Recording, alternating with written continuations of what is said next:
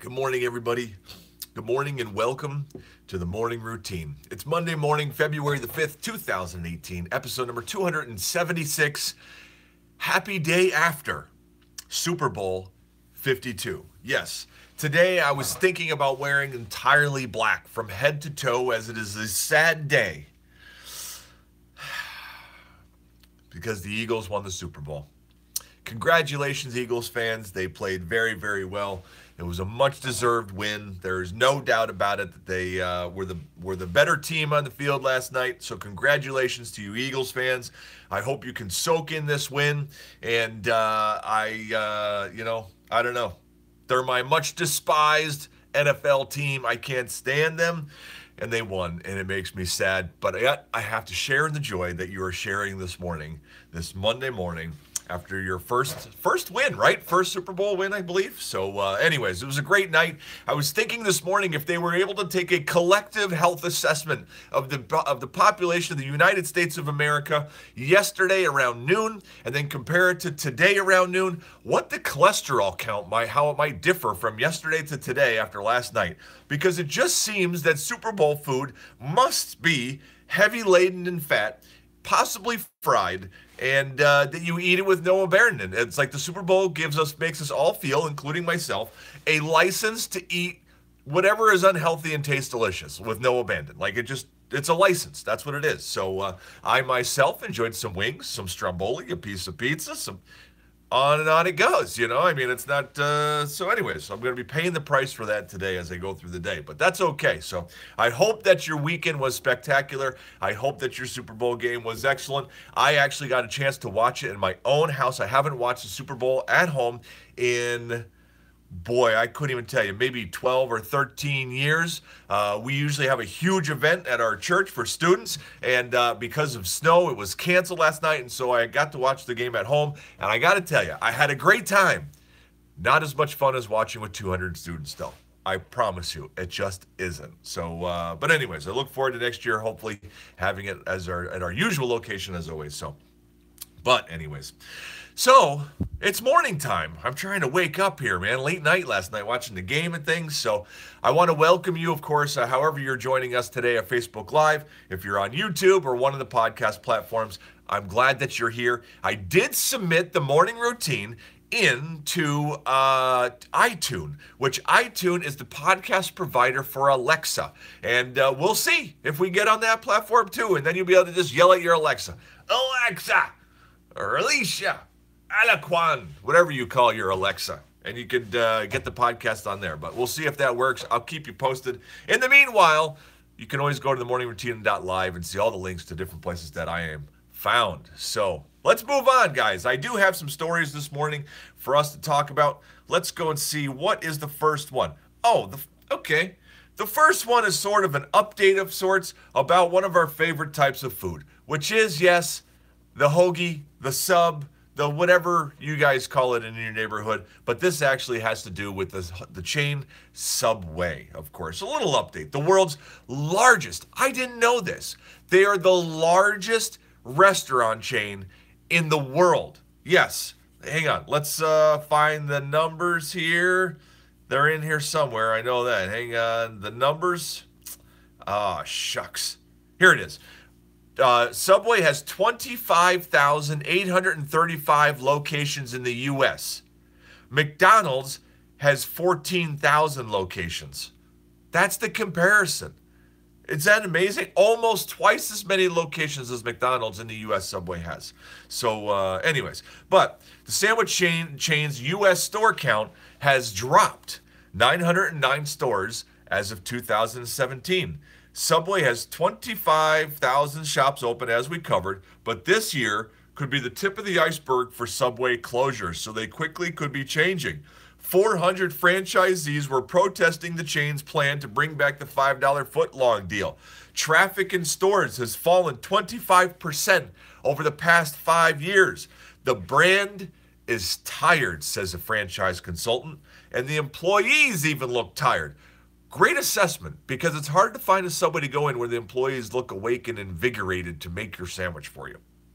Years ago, we ordered local produce daily, a franchisee says, But they forced us to stop doing that. Instead, produce is delivered once a week, twice if sales are high, which means that if they order on Monday, by Friday, Saturday, those tomatoes and veggies going in there are getting a little weak, and those cucumbers starting to get a little see-through, you know?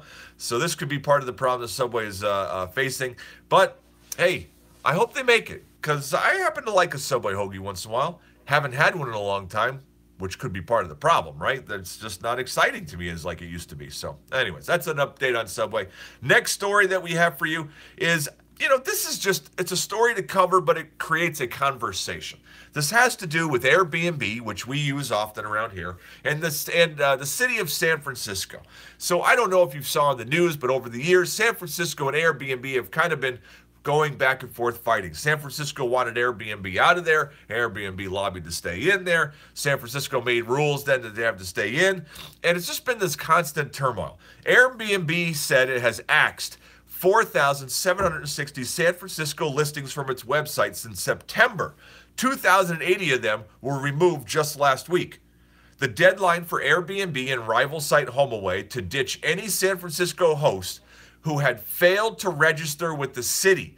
San Francisco came out and said, listen, you want to use your home as an Airbnb or HomeAway? You have to pay a fee and register with the city to do that with your own personal home, even though you're not a commercial business. The companies are compelled to do so under legal agreement with San Francisco struck last year. The city wants hosts to register to help it enforce vacation rental laws, seeking to ensure that homes are not turned into year-round tourist hotels. As Airbnb and HomeAway jettison listings, they also must cancel any reservations there.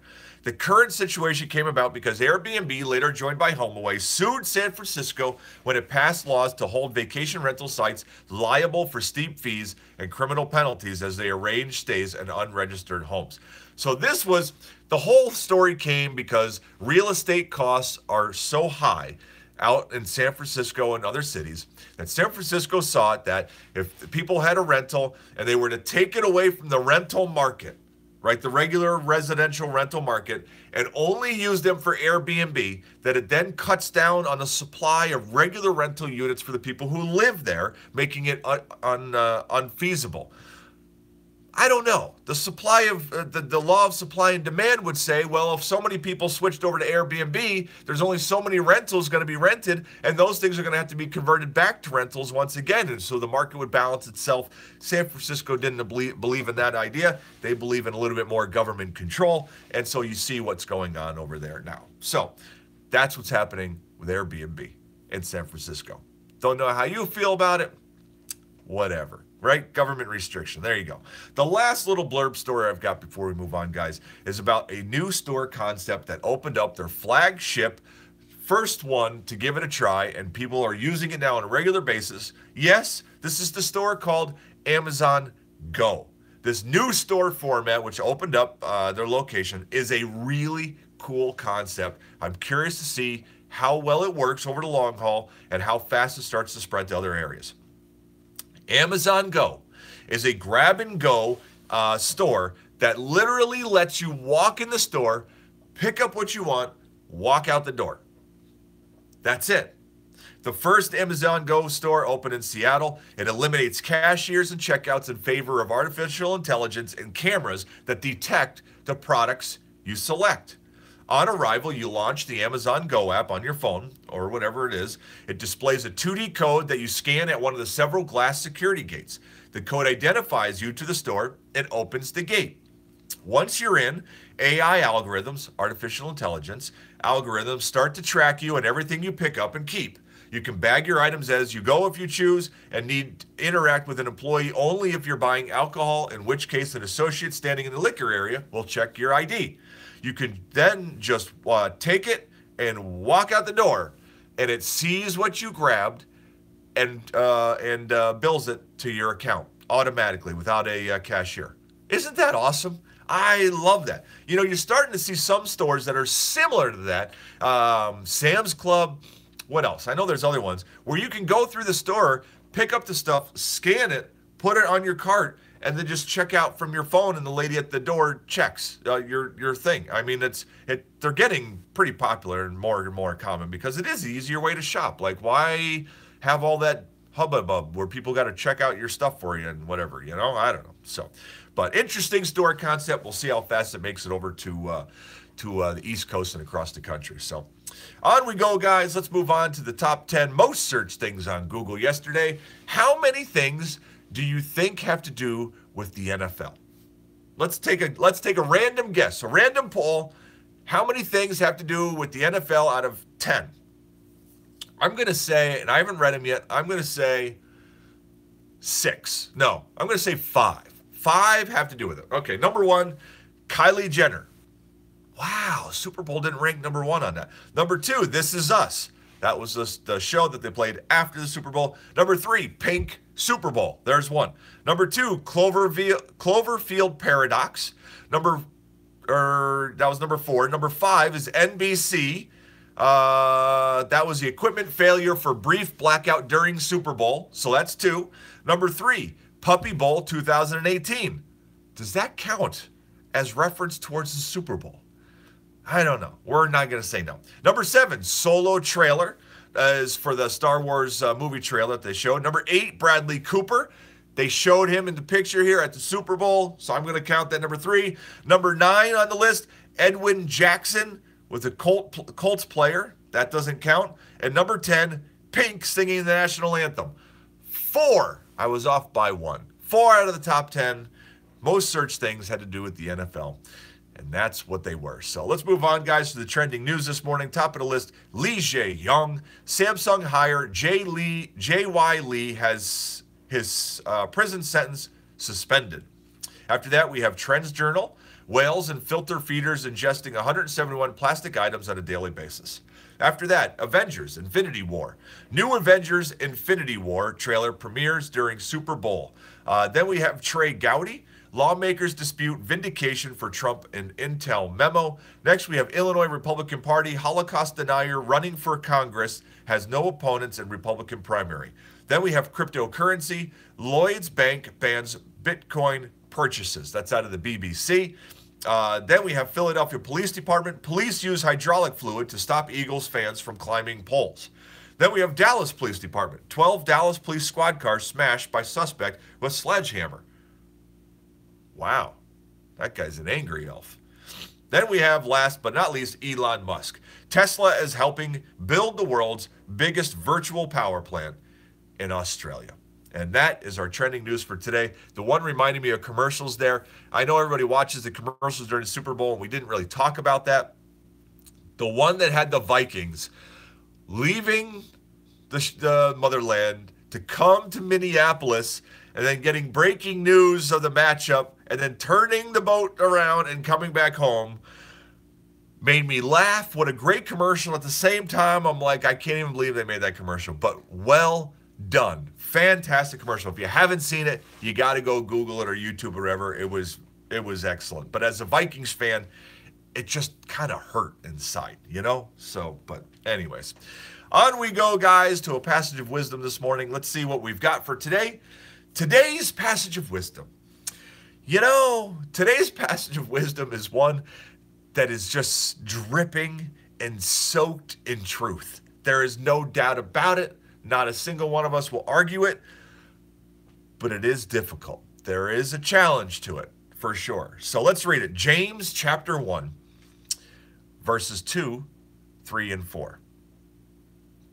Consider it pure joy, my brothers and sisters, whenever you face trials of many kinds, because you know that the testing of your faith produces perseverance.